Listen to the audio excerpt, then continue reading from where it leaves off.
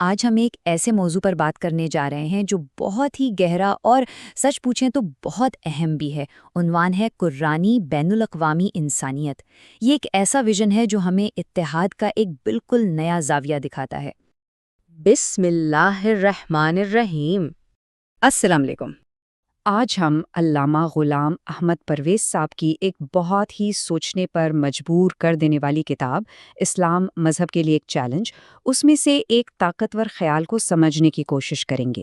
یہ تصور ان کی کتاب کے 15ویں باب کے موضوع بین الاقوامی انسانیت سے لیا گیا ہے۔ تو چلے شروع کرتے ہیں ایک بنیادی سوال سے۔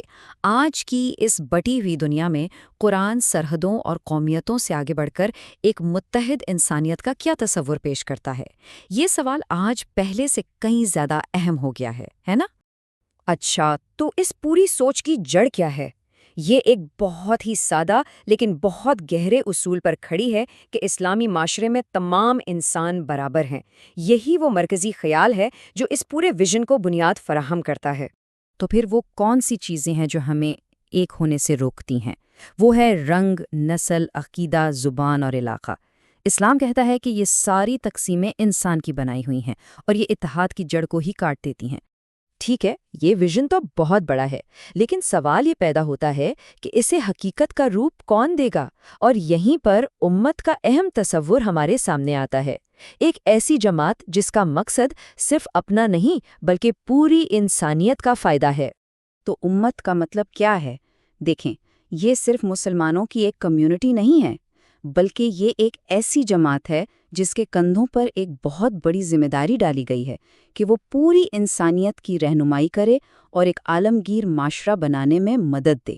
قرآن پاک میں اس ذمہ داری کو کتنے خوبصورت الفاظ میں بیان کیا گیا ہے۔ سورہ آل عمران کی آیت 110 میں فرمایا گیا، کنتم خیر امۃ اخرجت للناس، یعنی تم بہترین امت ہو جس سے تمام انسانوں کے فائدے کے لیے نکالا گیا ہے۔ یہاں یہ جو لفظ ہے نا، للناس، تمام انسانوں کے لیے، یہ بہت اہم ہے۔ یہ مشن کسی ایک گروہ کے لیے نہیں بلکہ پوری انسانیت کے لیے ہے۔ اور اسی خیال کو سورہ البقرہ کی آیت 143 میں اور گہرائی ملتی ہے، وَكَذَلِكَ جَعَلْنَاكُمْ أُمَّةً وَسَطًا لِتَكُونُوا شُهَدَاءَ عَلَى النَّاسِ۔ ترجمہ ہے، اور اسی طرح ہم نے تمہیں ایک امت وسط بنایا تاکہ تم لوگوں پر گواہ رہو۔ امت وسط کا مطلب ہے ایک متوازن، ایک ماڈل کمیونٹی، ایک ایسی قوم جو دنیا کے سامنے انصاف اور حق کے اصولوں کی ایک زندہ مثال بنے۔ ٹھیک ہے، یہ تو ہو گئی نظریاتی بات، لیکن کیا اس عظیم تصور کی کوئی عملی شکل بھی ہے؟ جی بالکل ہے، اور اس کی 2 سب سے بڑی اور واضح علامتیں ہیں، کعبہ اور حج۔ یہ سلائیڈ ان دونوں کے کردار کو بہت اچھے سے واضح کرتی ہے۔ دیکھیں، ایک طرف تو کعبہ ہے جو پوری دنیا کے مسلمانوں کے لیے ایک نظریاتی اور روحانی مرکز ہے، اور دوسری طرف حج ہے جو ہر سال دنیا کے کونے کونے سے لوگوں کو ایک جگہ اکٹھا کر کے اس عالمی اتحاد کا ایک جیتا جاگتا ثبوت پیش کرتا ہے۔ اور یہ صرف نشانیاں نہیں ہے بلکہ یہ ایک مکمل پروگرام ہے۔ یہ کام کیسے کرتا ہے؟ سب سے پہلے کعبہ ایک مرکز فراہم کرتا ہے، پھر حج اس مرکز پر لوگوں کو اکٹھا کرتا ہے، اور جب وہ اکٹھے ہوتے ہیں تو وہاں انسانیت کی بھلائی کے لیے ایک پروگرام بنتا ہے، اور ان سب کا آخری مقصد ایک ایسا معاشرہ بنانا جہاں ہر انسان کو اپنی صلاحیتوں کو نکھارنے کا پورا موقع ملے۔ اچھا، یہ اتنا بڑا ویژن ہے، اس کی شروعات کہاں سے ہوئی؟ اس کی جڑیں ہمیں ملتی ہیں حضرت ابراہیم علیہ السلام کی پکار میں۔ یعنی یہ پورا مشن حضرت ابراہیم علیہ السلام کی شخصیت سے جڑا ہوا ہے۔ وہی تھے جنہوں نے کعبہ کی تعمیر کی، وہی تھے جنہوں نے پہلی بار انسانیت کو اس اتحاد کی دعوت دی، اور اسی وجہ سے انہیں صرف کسی ایک قوم کا نہیں بلکہ پوری انسانیت کا رہنما بنایا گیا۔ اور قرآن پاک اس عالمی قیادت کی بات بہت واضح الفاظ میں کرتا ہے۔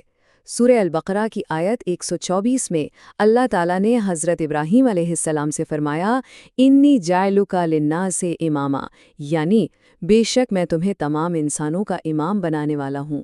یہ آیت بالکل واضح کر دیتی ہے کہ یہ ویژن عالمگیر ہے، کسی خاص قوم تک محدود نہیں۔ تو اس ساری گفتگو کے بعد ایک بہت اہم سوال ہمارے ذہن میں آتا ہے۔ آج کی دنیا میں جہاں ہر طرف قوم پرستی اور تقسیم کی باتیں ہیں، عالمی اتحاد کا یہ قرآنی تصور ہمیں کیا سکھا سکتا ہے؟ یہ تصور ہمیں یاد دلاتا ہے کہ نسل، رنگ اور سرحدوں سے بالاتر ہو کر ایک مشترکہ انسانیت کا خیال آج بھی ممکن ہے۔ تو اسی سوچ کے ساتھ آج کا موضوع یہیں تمام ہوتا ہے۔ اگلے موضوع کے ساتھ پھر حاضر ہوں گے۔ اللہ حافظ۔